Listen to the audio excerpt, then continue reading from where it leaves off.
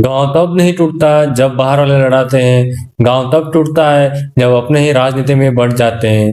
जितने भी प्रतिनिधि हैं, चाहे वो किसी भी पार्टी से हो, कांग्रेस, बीजेपी या कोई और, अगर वो सच में गांव का विकास करना चाहते हैं तो उन्हें सबको साथ में लेकर चलना होगा। क्योंकि गांव कोई राजनीति का मैदान नहीं है, गांव एक परिवार है। और परिवार की सबसे बड़ी ताकत क्या होती पता है? एकता, भरोसा और साथ रहने की सोच। लेकिन जैसे ही इस परिवार में राजनीति घुसती है, सब कुछ धीरे धीरे बदलने लगता है।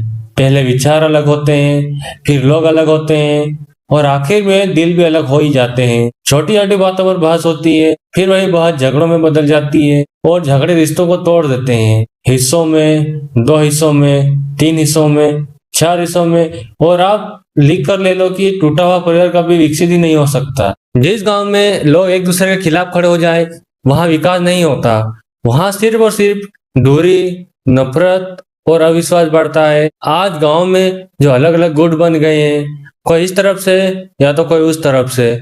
लेकिन सवाल यह है कि इससे गांव को क्या मिल रहा है?